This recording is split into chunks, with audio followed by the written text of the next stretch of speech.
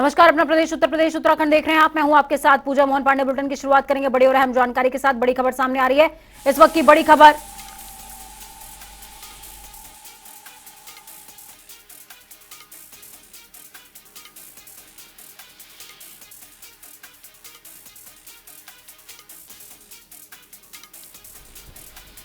तो बड़ी खबर अहम जानकारी आपको दे रहे हैं। पहले चरण में 9 मंडलों में होंगे चुनाव, दूसरे चरण में 9 मंडलों में चुनाव होने। बड़ी खबर अहम जानकारी निकाय चुनाव से जुड़ी हुई दे रहे हैं आपको। पहले चरण के लिए नामांकन 11 तारीख से लेकर के 17 तारीख तक हो सकते हैं, यानी कि पहले चरण के लिए समय बेहद कम बचा है। दूसरे चरण में नामांकन की तारीख 17 से 24 अप्रैल तक है।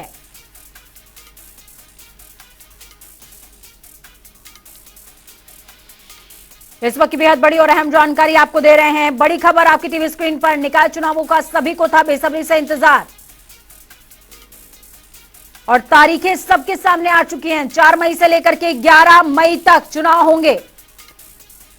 2 चरणों में चुनाव होना है। पहला चरण 4 मई और दूसरा चरण 11 मई। मतगणना होगी 13 मई को। और पहले चरण के लिए अगर नामांकन की बात की जाए तो 11 से 17 अप्रैल तक नामांकन हो सकते हैं। नाम वापसी की आखिरी तारीख 20 अप्रैल माफ कीजिएगा।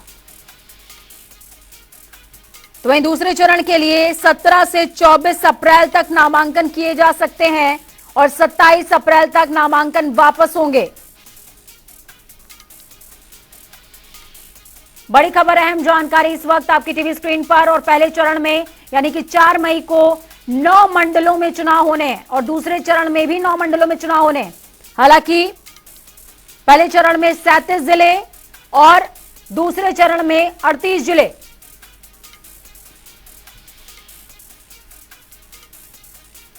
इस वक्त की बेहद बड़ी और अहम जानकारी आपको दे रहे हैं। बड़ी खबर सामने आ रही है।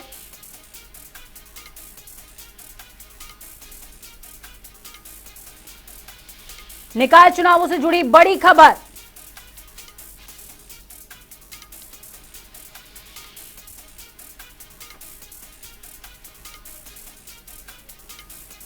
पहले चरण में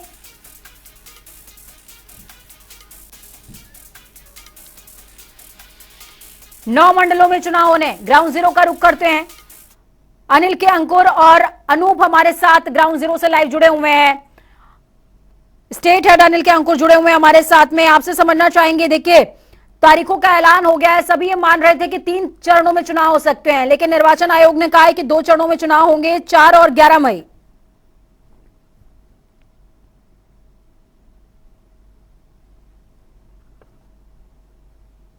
नगर निगम को चुनाव एक साथ कराए जाए और जो नगर पालिका और नगर पंचायतें हैं उनके अलग चुनाव कराए जाए।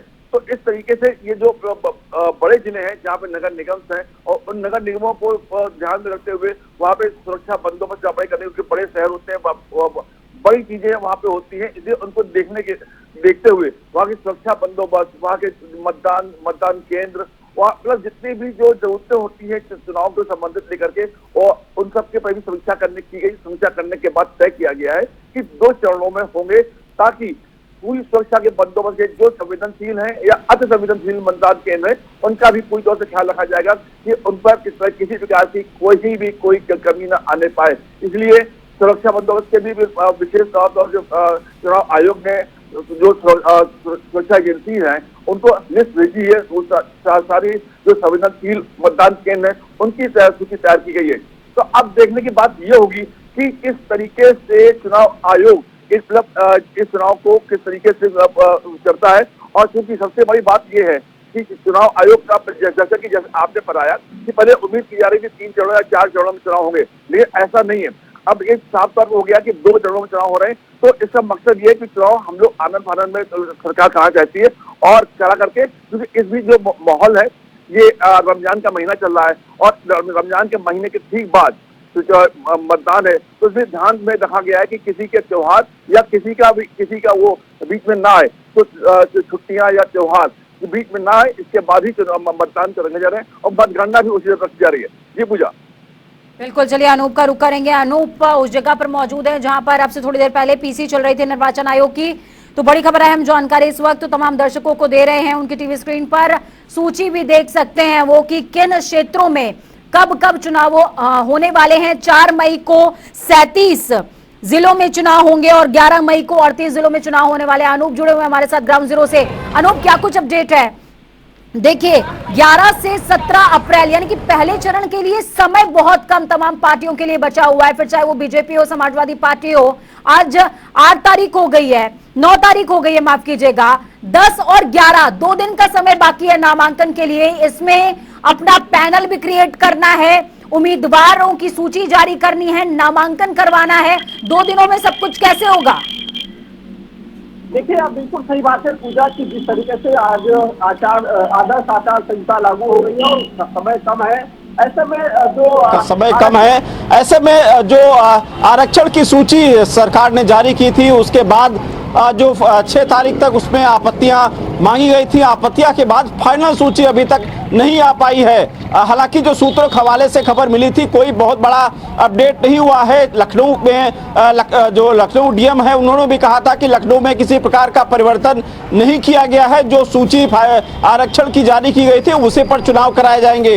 यानी सरकार पूरी तरीके से जिस तरीके से जो पहली जो सूची जारी की थी, उसी पर चुनाव कराना चाहती है। दूसरा, जो 2 चरणों में चुनाव को लेकर के जो असमंजस की स्थिति बनी थी कि 3 चरणों में चुनाव होंगे, लेकिन अब 2 चरणों में राज्य निर्वाचन आयोग ने घोषणा की है 2 चरणों में चुनाव होगा, जिसमें 37 जिले पहले चरण में चुनाव होंगे, दूसरे चरण में 38 जिलों में चुनाव होंगे।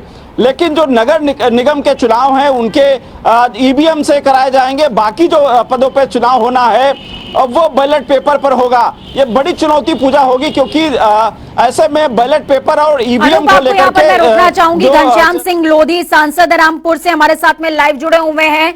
घनश्याम जी, तारीखों का ऐलान हो चुका है, 4 और 11 मई। तैयारी कितनी है बीजेपी की?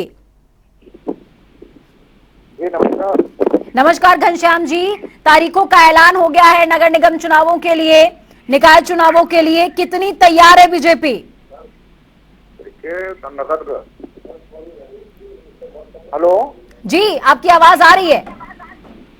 हेलो जी घनश्याम जी, आपकी आवाज आ रही है, अपनी बात साझा करें जी। हाँ, तारीख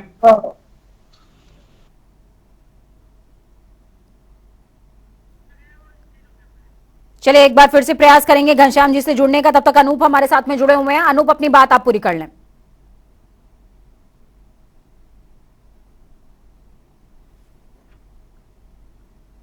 जब जो प्रत्याशी हैं उनको, क्योंकि अभी पॉलिटिकल पार्टियों ने अभी प्रत्याशियों को जो आरक्षण के साथ उनको जिताऊ प्रत्याशी की तलाश थी, चाहे समाजवादी पार्टी की बात करें या भाजपा की बात करें या फिर बीएसपी की बात करें या फिर सुहेल देव समाजवादी पार्टी की बात करें, सभी प्रत्याशियों को जिताऊ प्रत्याशी की तलाश थी। अभी हालांकि जो आवेदन है, पिछली बार जब चुनाव की जब घोषणा हुई थी। संजय निषाद का रुख करेंगे। निषाद जी, बहुत स्वागत है जनता टीवी पर आपका। बधाई है आपको, आपके चैनल को, जनता की आवाज उठाने के लिए। जी निषाद साहब, मैं समझना चाहूंगी, देखिए 2 दिनों के अंदर कैसे कौन सा मैजिक बॉन्ड बीजेपी और निषाद पार्टी घुमाने वाली है कि जो पूरा मामला है वो आपके पक्ष में हो जाए, क्योंकि 2 दिनों का समय बाकी रह गया पहले दिन के नामांकन में, पहले चरणों के नामांकन के लिए, माफ कीजिएगा।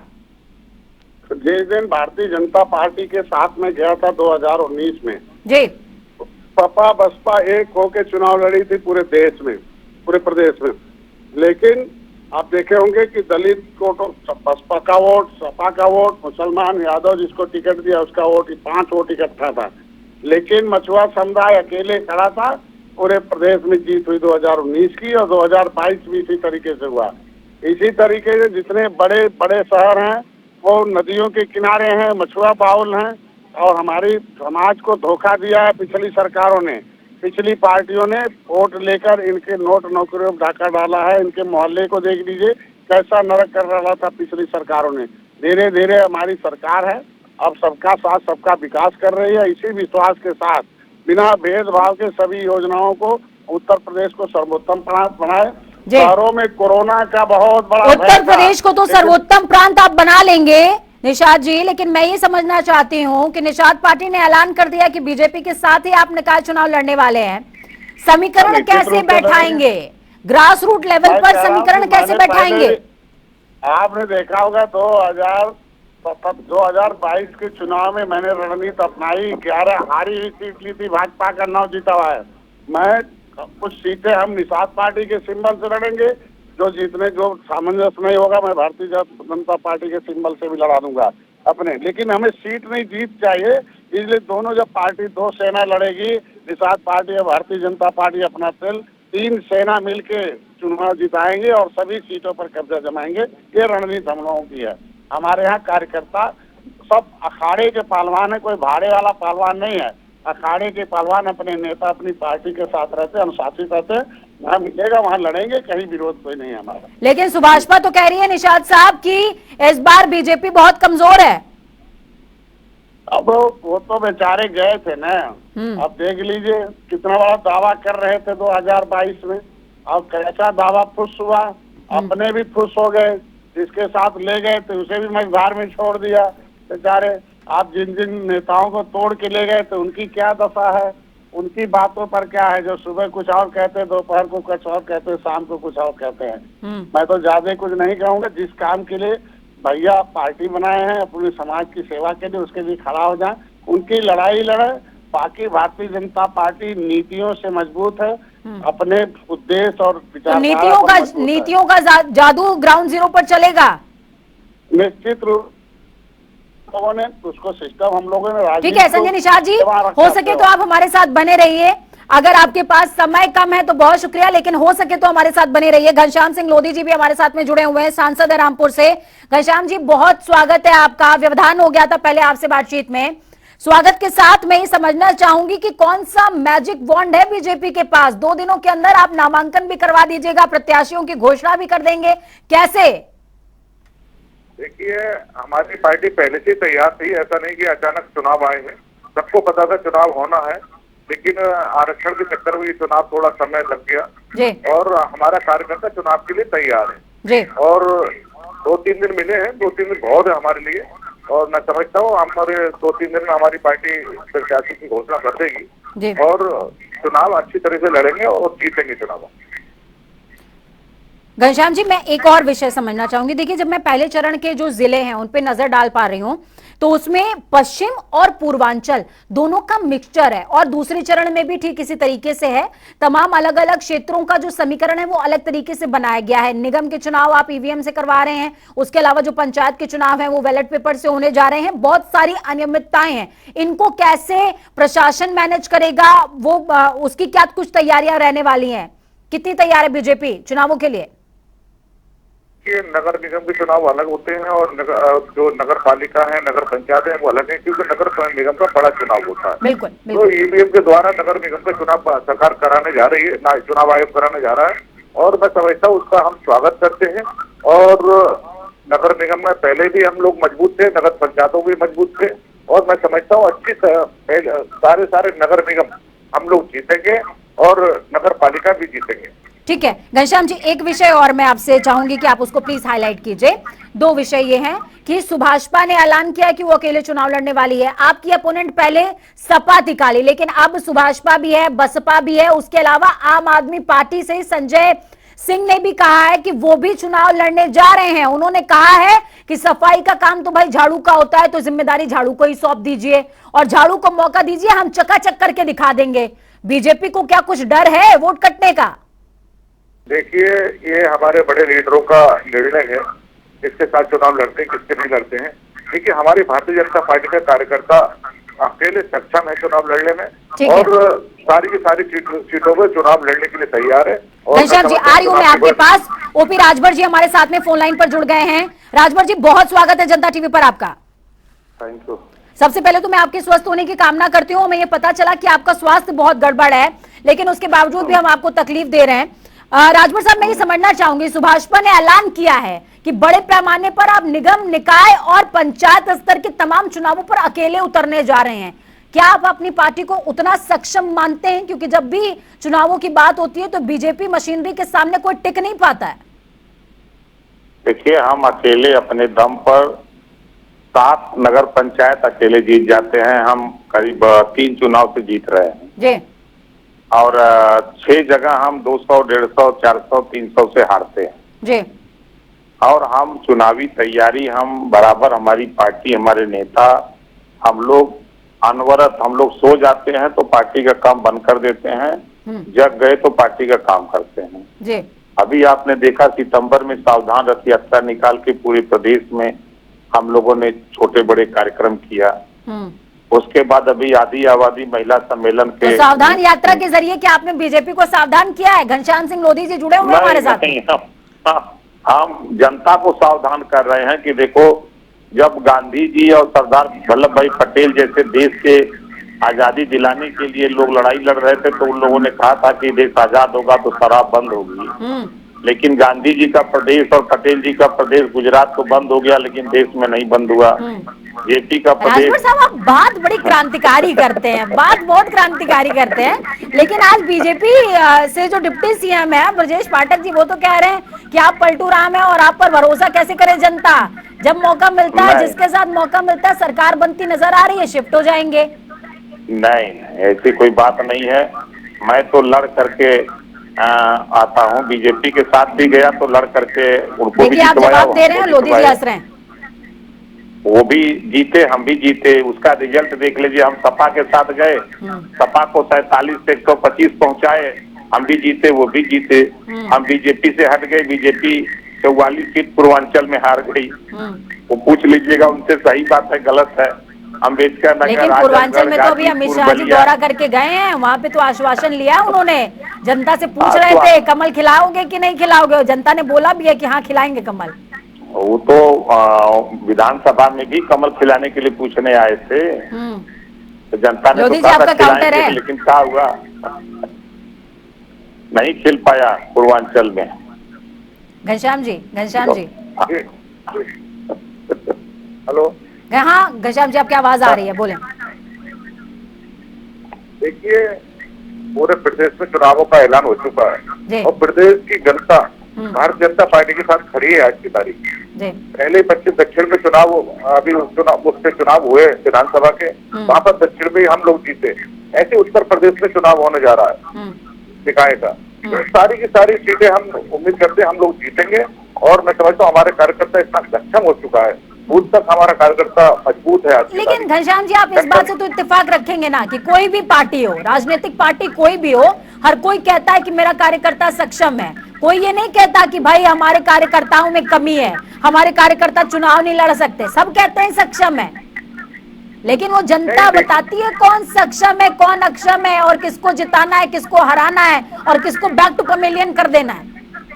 जनता ने तो समय समय पर निर्णय दिया है। आप तो देख रहे हो, आपके सामने अभी उपचुनाव हुए, उसमें भी निर्णय दिया। अब फिर ये निकाय के चुनाव होने जा रहे हैं, तो जनता उसमें निर्णय देगी। राजभर साहब तो कह रहे हैं कि पूर्वांचल में आपका जो मत प्रतिशत है वो कम हो गया क्योंकि उन्होंने साथ छोड़ दिया आपका। देखिए, वो तो फिर बड़े हमारे जो दल हैं, सहयोगी दल हैं, वो अलग बात है। बड़े बड़े हमारे जो नेता, उनका निर्णय है क्या करते हैं क्या नहीं करते हैं। देखिए, हमारा कार्यकर्ता हर सीट पर मजबूती से खड़ा है और अपने आप अकेले बलबूते पर चुनाव लड़ने के लिए तैयार है। चलिए घनश्याम जी, बहुत शुक्रिया आपका हमारे साथ जुड़ने के लिए। ओपी राजभर जी भी हमारे साथ में जुड़े, अस्वस्थ थे हालांकि, उसके बावजूद भी हमारे साथ में जुड़े, बहुत शुक्रिया आपका। अनूप और हमारे साथ में हमारे ब्यूरो हेड जुड़े हुए हैं, उनसे मैं बातचीत करूंगी। अनूप, देखिए, आपने दोनों तमाम प्रतिनिधियों को सुना, फिर चाहे वो संजय निषाद हो, फिर चाहे वो ओपी राजभर हो, घनश्याम सिंह लोधी हो, हर कोई कह रहा है तैयारी तो भैया हमारी मजबूत है। लेकिन अगर हम ग्राउंड की बात करें तो पूर्वांचल में हालांकि बीजेपी का वर्चस्व कि वो दावे जितने ज्यादा करना चाहे करे, लेकिन अगर हम ग्राउंड की बात करें तो ग्राउंड पर कमजोर तो नजर आती ही है। और देखिए पूजा, 2022 का अगर आंकड़ा हम लोग उठा के देखें तो भारतीय जनता पार्टी पूर्वांचल में ठीक ठाक उसकी पकड़ है, लेकिन यहाँ पश्चिम में हम लोग जाते हैं तहाँ पर कहीं ना कहीं आप भाजपा का जो माइनस पॉइंट है, किसान की नाराजगी या फिर तमाम जो दिक्कतें भी पिछले चुनाव में देखने को मिली थी। लेकिन 2017 से और इस वाले चुनाव में अगर बात करें, निकाय के चुनाव में करीब 96 लाख वोटर नए बढ़े हैं। यानी जो यूथ वोटर है वो इस बार निर्णायक भूमिका अदा करने जा रहा है। अब वो पार्टी, हालांकि अभी सभी पार्टी वादा कर रहे हैं, दावा कर रहे हैं कि उनकी जीत होगी, उनकी हार होगी, अभी सब बिल्कुल अपने अपने हिसाब से बात कर रहे हैं। लेकिन अब आने वाला चुनाव परिणाम ही तय करेगा कि किसकी पार्टी में कितनी दम है, कौन माइक्रो लेवल पर काम कर रहा, किसकी तैयारी पहले से ज्यादा थी और किसके पास जिताऊ प्रत्याशी ज्यादा है। हालांकि इस पहले ओपी राजभर जी, उन्होंने कहा था अखिलेश यादव को कि भैया एसी कमरे से निकल जाओ और कार्यकर्ता के साथ जुट जाओ, और अगर जुटोगे नहीं तो फिर परिणाम देखने को मिलेगा। तो अब देखना पड़ेगा कि ओपी राजभर का जो बयान था उसके बाद अखिलेश यादव ने उसको कितना सीरियसली लिया है। हालांकि वो शादी विवाह तो बहुत अटेंड करते नजर आए हैं, लेकिन कार्यकर्ताओं के सम्मेलन में तो नहीं गए, ये तो एकदम क्लियर बात है। उसका असर इस माइक्रो लेवल के चुनाव में कितना नजर आएगा वो देखने वाली बात होगी। अनिल के अंकुर के पास में जाऊंगी। अंकुश, मैं आपसे समझना चाहूंगी, देखिए हम बात कर रहे हैं विपक्ष की, मजबूत विपक्ष की और सत्ता पक्ष की, टक्कर दोनों की ही है। और अगर हम और भी ऑप्शंस की बात कर लें तो ऑप्शंस में कमी नहीं है, निर्दलियों में भी कमी नहीं है, अलग से जो प्रत्याशी है उनमें कमी नहीं है, लेकिन टक्कर काटेगी दो लोगों के बीच में, सपा बीजेपी। सपा के साथ में निषाद है और अन्य पार्टियां हैं, माफ कीजिएगा, बीजेपी के साथ में निषाद और अन्य पार्टियां हैं, सपा के साथ में आरएलडी खड़ी है। ऐसे में आप कैसा मुकाबला देखते हैं दोनों के बीच में, जब समय 2 दिन का बाकी रह गया पहले चरण में?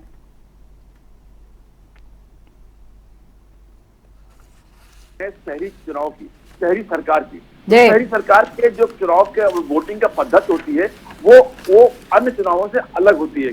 जैसे कि आप अगर हम ग्राम समाज के चुनाव होते हैं उनका अलग सिस्टम होता है, जो अर्बन एरिया के होते हैं, शहरी सरकार के होते हैं, उनका अलग होता है, और विधानसभा का अलग होता है, लोकसभा का अलग होता है, अलग अलग मुद्दों पर अलग अलग बात होती है। तो शहरी निकायों को बता दें, बहुत लंबा इतिहास रहा उत्तर प्रदेश का कि शहरी निकायों में अधिकांश जो बड़े शहर हैं उनमें भारतीय जनता पार्टी का लगातार दबदबा रहा है बहुत लंबे समय से। लेकिन जो छोटे जिले हैं उनमें समाजवादी पार्टी, बहुजन समाज पार्टी या आरएलडी, अलग अलग प्रकार के दल वहां पे अपने अपने प्रभुत्व को जमाते रहे, क्योंकि वो सीधे जो लोग जनता से कनेक्ट होता है, वो सीधे जो जनता की डिमांड वहां पर, जो शहरी सरकार का मतलब यही है, सड़क, नाली, खंजा, स्ट्रीट लाइट, यही है मेनली। तो इनमें जो ध्यान देता है, तो जो छोटे शहर है उनमें संघर्ष जो आपने जैसा मैं एक चीज और समझना चाहूंगी, देखिए जब हम शहरी चुनावों की बात कर रहे हैं तो G20 अभी रिसेंटली गया है, JIS रिसेंटली गया है, ग्लोबल इन्वेस्टर समिट रिसेंटली गया है, और इन दोनों इवेंट्स के दौरान बहुत कुछ सुधार महानगरों में देखने को मिले थे। G20 की वजह से भी बहुत सुधार देखने को मिला था और ग्लोबल इन्वेस्टर समिट की वजह से भी देखने को मिला था, और क्योंकि वो जिलेवार करवाया गया था। क्या इसका इंपैक्ट और इसका फायदा बीजेपी को पहुंचेगा क्या? जैसा कि मोटे तौर पर लगता है लोगों से बातचीत करने के दौरान, उसमें कहीं से ये स्पष्ट नहीं होता है कि G20 या ग्लोबल समिट से, इस प्रकार की समिट करने से इस नगर निकाय और नगर निगम के चुनाव में उनको लाभ होने वाला है। ये नगर निगम का चुनाव और निकाय का चुनाव पूरी तौर से उनके जो शहरी जो जरूरतें होती हैं उनके आधार पर होता है। इसमें ना ही कोई सस्ती या महंगी मिलने का मुद्द है, मतलब कोई भी प्रेशर नहीं होता, कोई दबाव नहीं पड़ता है। लेकिन सबसे बड़ी बात, जैसा कि आपने कहा कि इससे विकास हुआ, विकास जहां भी अगर आप बात करते हैं ये इन सम्मेलनों से विकास होने की, ये विकास उन क्षेत्रों में हुआ है जो ऑलरेडी पहले से डेवलप रहे हैं। अगर हम बात करें लखनऊ की ही, अगर हम लखनऊ की बात करें, पूरी तौर से सुसज्जित है, जो पहली तौर से सुसज्जित है, तो वहाँ के मतदाताओं पर ज्यादा असर नहीं पड़ता है। तो बस शहर के या दूसरे शहर से आने वाले लोगों ने जरूर ये देखा कि एक बहुत भव्य तरीके से एक इलाका सजा हुआ है, लेकिन रेस्ट ऑफ 75% एरिया लखनऊ, यानी 75% से ज्यादा लखनऊ जो है, ठीक है। अनूप के पास में जाऊंगी, बिल्कुल मैं अनूप के पास जाऊंगी। अनूप, देखिए अभी निगम ने अपना जो है बजट जारी किया था। निगम ने जब बजट जारी किया तो उसमें बड़ी रोमांचक चीज देखने को मिली। रोमांचक चीज ये थी कि इस बार निगम के बजट में किसी तरह का कोई जनता के ऊपर बोझ नहीं डाला गया, जनता के ऊपर बोझ नहीं डाला गया और लोगों को फायदा पहुंचाने की कुछ हद तक कोशिश की गई। क्योंकि बीजेपी की जब हम बात कर रहे हैं तो विपक्षी लगातार उनको यही कह रहे हैं कि आप महंगाई की मार डाल रहे हो हमारे ऊपर। क्या इसका बेनिफिट कुछ हद तक बीजेपी को मिलेगा महापौर के चुनावों में? देखिए बिल्कुल पूजा, आपने सही कहा कि जो बजट आया था निश्चित रूप से भारतीय जनता पार्टी की पूरी प्लानिंग थी। आप देखिए उत्तर प्रदेश में जब भाजपा का इतिहास उठा के देखिए, कभी भी 4 एमएलसी कभी भी नहीं बनाए गए हैं। इस बार आपने देखा मुस्लिम समाज से 2, पासमानदा मुस्लिम समाज से और 2 शिया मुस्लिम समाज से एमएलसी बनाए गए। इसमें दानिश आजाद अंसारी राज्य मंत्री हैं, मोहसिन रजा की बात करें शिया समुदाय से आते हैं, बुक्कल नवाब शिया समाज से आते हैं, और अभी मंसूर जी जो वीसी अलीगढ़ के थे उनको भी एमएलसी बनाया गया है। तो कहीं ना कहीं भारतीय जनता पार्टी, क्योंकि उत्तर प्रदेश में चुनाव का मतलब जातिगत समीकरण को बिठाना, वो भारतीय जनता पार्टी लगातार कोशिश कर रही है। और मैं उस जिक्र करूंगा कि जब राष्ट्रीय कार्यकारिणी की बैठक हुई थी हैदराबाद में, तभी से भारतीय जनता पार्टी ने कोशिश की थी कि पासमानदा समाज को जोड़ा जाए, क्योंकि इस बार ये चुनाव भले ही नगर निकाय का हो रहा हो, लेकिन लक्ष्य 2024 का है भारतीय जनता पार्टी का। और यही वजह है अनूप कि हम इस चुनाव को लिटमस टेस्ट कह रहे हैं। छोटा चुनाव जरूर है, लेकिन बड़ा दाव, हर दल के लिए ये बड़ा दाव है। बहुत शुक्रिया आप दोनों का ये हमारे साथ ग्राउंड जीरो से जुड़ने के लिए, अहम जानकारी ग्राउंड जीरो से साझा करने के लिए। इस बीच आपको बता दें कि महाराष्ट्र के मुख्यमंत्री एकनाथ शिंदे ने आज अयोध्या का रुख किया हुआ था। रामलला के मंदिर पहुंचे, पूजा अर्चना करी। उनके साथ में डिप्टी सीएम देवेंद्र फडणवीस महाराष्ट्र के मौजूद थे। महाराष्ट्र सरकार के कई अन्य मंत्री के अलावा सांसद और विधायक सहित लगभग 3000 शिव सैनिक पहुंचे थे। इस दौरान सीएम शिंदे ने शाम को सरयू नदी तट पर पहुंचकर महाआरती में हिस्सा लिया और पूजा अर्चना की है। तस्वीरें आपको दिखा रहे हैं।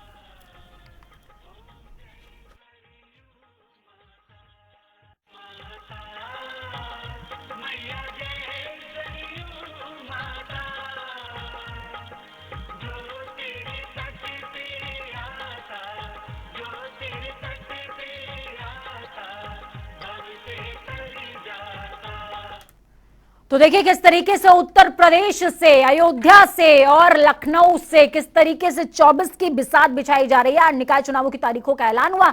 दूसरी तस्वीर आपको दिखाई है, देवेंद्र फडणवीस पहुंचे हुए हैं रामलला के चरणों में, राम के दर्शन के लिए मां सरयू की आरती कर रहे हैं। गेरुआ धारण किया हुआ है, माथे पर टीका है और ऐलान कि भैया 24 में बम बम होगा, यानी कि हिंदुत्व का एजेंडा बीजेपी ने सेट कर दिया है। वक्त छोड़ो से ब्रेक के उस पार खबरों का सफर लगातार जारी रहेगा। बने रहिए जनता टीवी के साथ, क्योंकि हमें आपकी ताकत, अपना और अपनों का बहुत ज्यादा ख्याल रखें। नमस्कार।